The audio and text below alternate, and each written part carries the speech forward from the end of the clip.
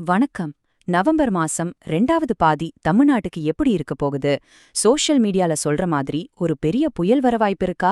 வாங்க இத பத்தி விரிவாக பார்க்கலாம். இந்த கேள்விதான் இப்போ எல்லாருடைய மனசுலயும் ஓடிட்டு இருக்கு இல்லையா? நிஜமாவே ஒரு தீவிர புயல் உருவாகுமா?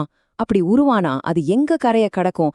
கடந்த கால அனுபவங்கள் நம்மள ரொம்ப எச்சரிக்கையா இருக்க சொல்லுது. இப்போ இந்த கேள்விகளுக்கான பதில்களை அறிவியல் தரவுகளோட தேடலாம். சரி, வரப்போற புயல பத்தியோ இல்ல கனமழைய பத்தியோ பேசுறதுக்கு முன்னாடி இப்ப நிலைமை எப்படி இருக்குன்னு முதல்ல பாத்திரலாம். அப்போதான் வரப்போற நிகழ்வுகளோட தீவிரம் என்ன, அதோட முக்கியத்துவம் என்னன்னு நமக்கு சரியா புரியும். அக்டோபர் மாசம் வடகிழக்கு பருவமழை ரொம்ப நல்லா ஆரம்பிச்சுது.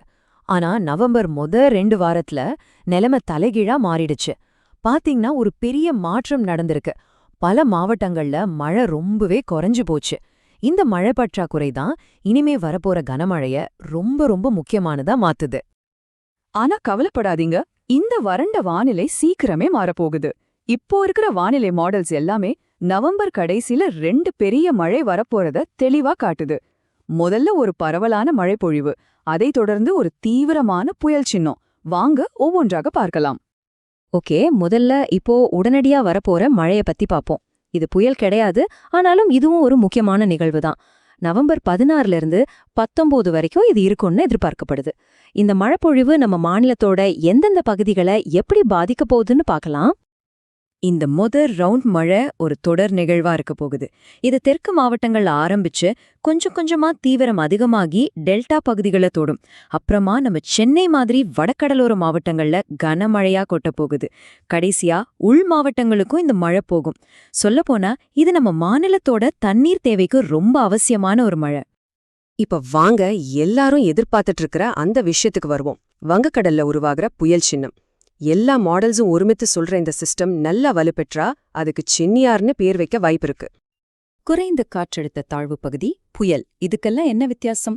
ரொம்ப சிம்பிளா சொல்லணும்னா, காத்தோட வேகம் தான் எல்லாத்தையும் தீர்மானிக்குது. ஒரு சிஸ்டத்தோட மையத்துல காத்தோட வேகம் மணிக்கு 62 கிலோமீட்டர் தாண்டினா மட்டும்தான் அத புயல்னு சொல்லுவாங்க. அதுக்கு பேரும் வைப்பாங்க. இல்லனா அது ஒரு தாழ்வு மண்டலமாவ கரைய கடந்து போயிடும். சரி, ஒருவேளை இந்த புயல் உருவானா அது எங்க கரைய கடக்கும்? இதுதான் இப்போ எல்லார் மனசுலயும் இருக்கிற முக்கியமான கேள்வி இல்லையா? வானிலை மாடல்ஸ் என்ன சொல்லுதுன்னு பார்க்கலாமா? இப்போ இருக்கிற கணிப்புகள் படி பாத்தீங்கன்னா, இந்த சிஸ்டம் வட தமிழ்நாடு மற்றும் தெற்கு ஆந்திரா கடற்கரையை நோக்கி, அதாவது கடலூருக்கும் நெல்லூருக்கு நடுல கரைய கடக்க 80% வாய்ப்பு இருக்கு. தெற்கு பக்கம் திரும்பி ராமநாதபுரம் பக்கம் போறதுக்கு வெறும் 20% தான் வாய்ப்பு. இதுக்கு காரணம் வங்கக்கடலோட இப்போதைய வெப்பநிலை மற்றும் வளிமண்டல சூழல் எல்லாமே இந்த வடக்கு நோக்கிய நகர்வுக்கு சாதகமா இருக்கிறது தான். இந்த புயலோட வலிமைய மட்டும் குறைச்சு எடை போட்டுறாதீங்க. இது முழுசா வலுப்பெற்றுச்சுன்னா காத்தோட வேகம் மணிக்கு 100லிருந்து 120 கிலோமீட்டர் வரைக்கும் போகலாம். இது ஒரு தீவிர புயலுக்கு சமம். இதோட தாக்கம் ரொம்பவே அதிகமா இருக்கும். இந்த சிஸ்டத்துக்கு என்ன பேர் வைக்கிறாங்க? காத்து எவ்வளவு வேகமா வீசுது?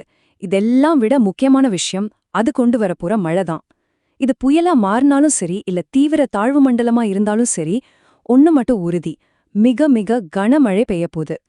நவம்பர் 26லிருந்து டிசம்பர் 5 வரைக்கும், அதாவது கிட்டத்தட்ட ஒரு 10 நாளைக்கு தொடர் மழைக்கு நாம தயாராக இருக்கணும். இவ்ளோ நாள் தொடர்ந்து மழை பெய்தால் தாழ்வான பகுதிகள்ல வெள்ளம் வரவும் நகரங்கள்ல தண்ணி தேங்கவும் வாய்ப்பு ரொம்பவே அதிகமாகுது. இந்த புயலால பல கடலோர மாவட்டங்கள்ல ஒரே நாள்ல, அதாவது 24 மணி நேரத்துல 20 சென்டிமீட்டருக்கும் மேல மழை கொட்ட வாய்ப்பிருக்கு. சில இடங்கள்ல இது 30 சென்டிமீட்டர் கூட தாண்டலாம்.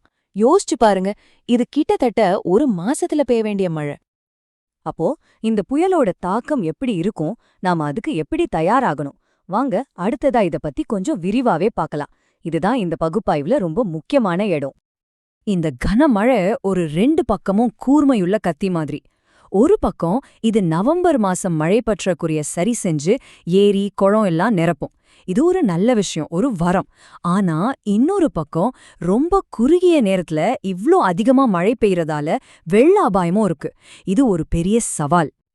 நாம மழை வரட்டும் அப்போ பாத்துக்கலான்னு இருக்கவே கூடாது. வானிலை முன்னறிவிப்புங்கிறது நம்மள நாம தயார்படுத்திக்கிறதுக்கு ஒரு வாய்ப்பு. முக்கியமா கடலோர மாவட்டங்கள்ல இருக்கிறவங்க முன்கூட்டியே தயாராகிறது பாதிப்புகளை குறைக்க ரொம்பவே உதவும். கடைசியா ஒரே ஒரு கேள்விதான். இந்த வடகிழக்கு பருவமழை நமக்கு தேவையான தண்ணிய தந்து நம்மள காப்பாத்த போகுதா, இல்ல அதோட தீவிரத்தால நம்மள சோதிக்க போகுதா? இதுக்கான பதில் நம்மளோட தயாரிப்புல தான் இருக்கு. எல்லாரும் பாதுகாப்பா இருங்க, விழிப்புணர்வோட இருங்க.